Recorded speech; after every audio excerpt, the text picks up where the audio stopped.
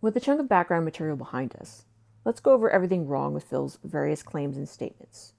Or, more aptly, why is anyone listening to this man?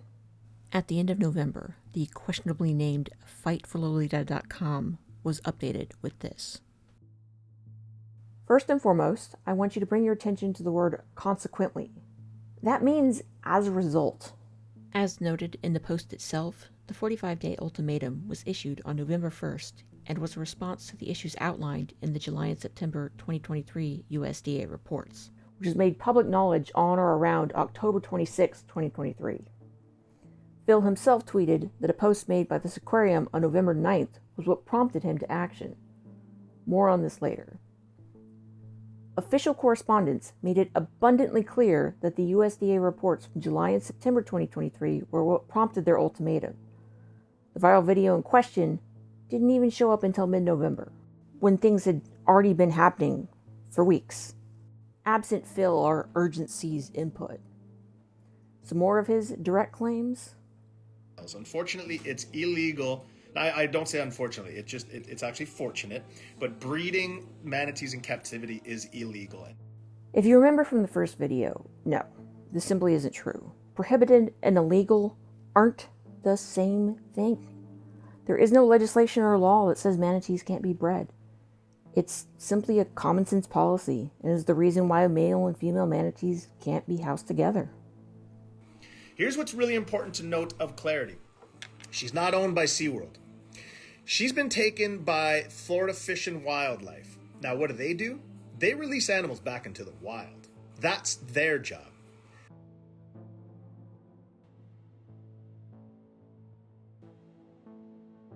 That's their intention for Clarity.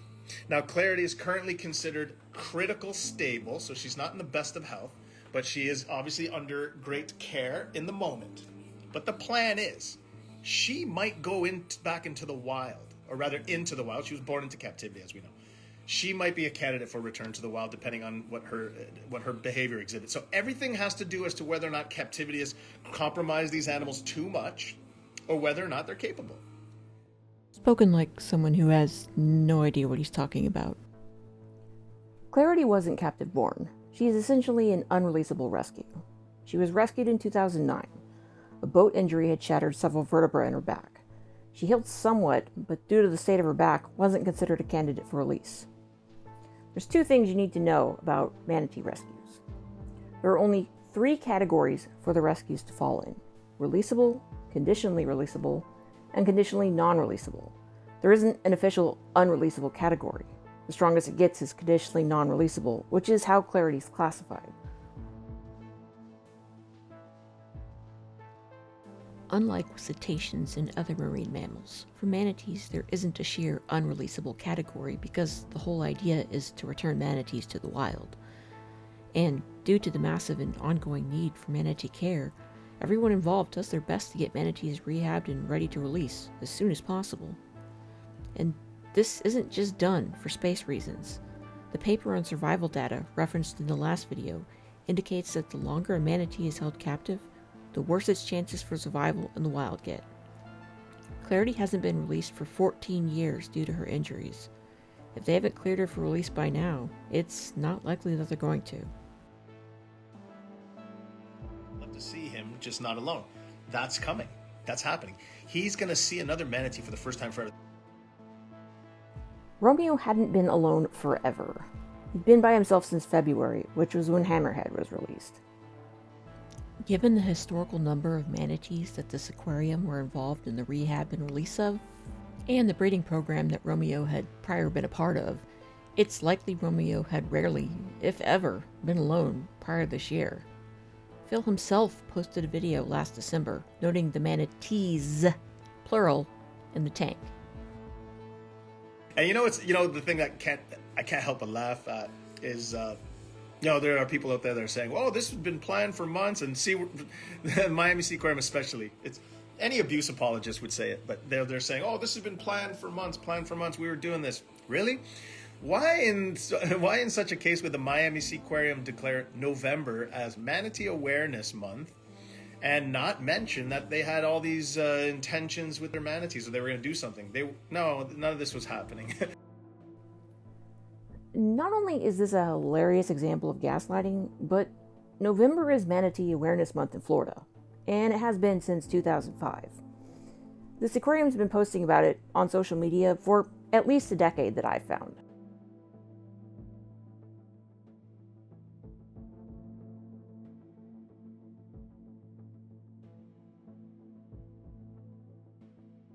They were posting about it while Phil still worked in Marineland.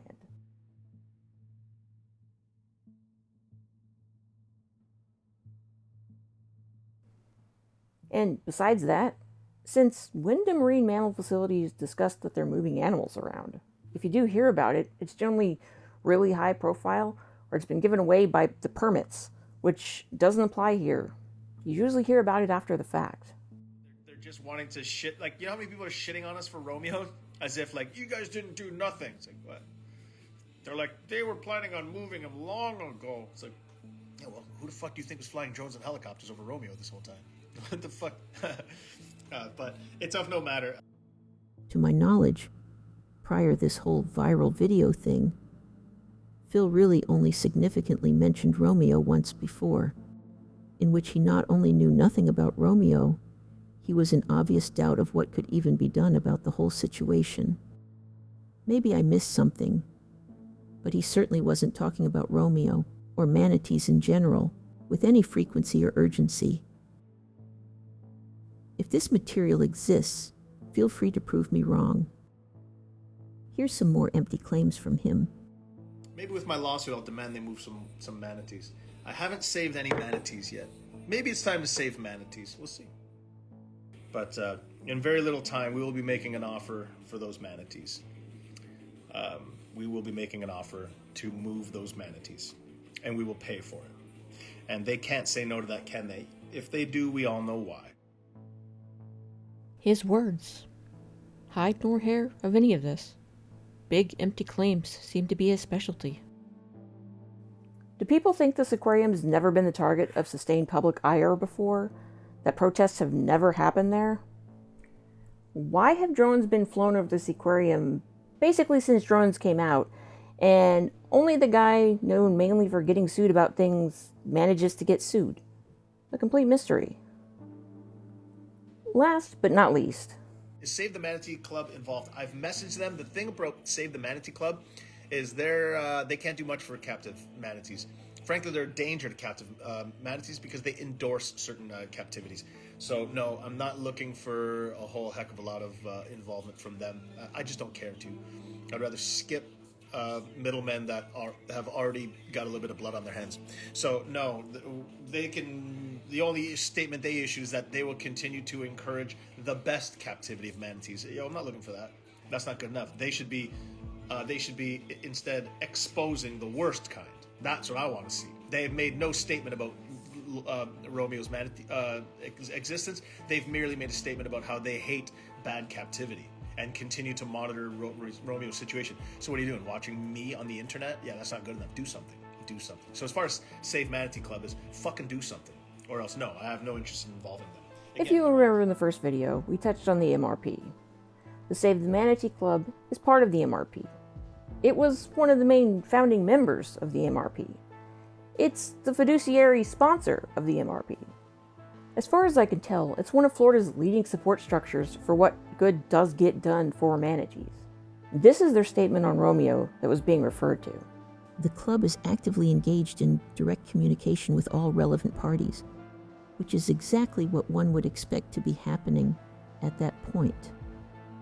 No one was happy with the situation at the Seaquarium. Phil's made it abundantly clear he has no idea what captivity actually means in the context of a manatee. Maybe, just maybe, given the composition of the MRP and the association and demonstrable communications of all involved, they knew things were being handled appropriately. In the clearest way I can, I've told the Save Manatee group, you work for me now. And I know that's an uncomfortable thing. They haven't responded. They don't, they got it. Toothless campaigning that knows how to go viral and nothing else doesn't get things done. Public awareness is only the first ingredient for action to take place. A bowl of flour can make a huge mess, but it's not a cake. honestly, activism that shows up in the headlines and has no other effect is basically the worst of every world. Look at any successful campaign for anything, and you'll find many, many people doing the actual and often thankless work involved. If you watched these 2 whole videos, thank you. I hope you learned something new. In closing, if you want to help manatees, be they Romeo and Juliet or the ones in the wild, I'm going to direct you over to the Save the Manatee Club's donate page. I'm sure with everything that's going on that they all need what help they can get. Whatever you do, don't give money to a grifter. He'll just burn it on the altar of his narcissism. If you don't know or aren't sure of something, you can say, I don't know, I'm not sure, I need to read up on that. Shooting your mouth off with no idea what you're talking about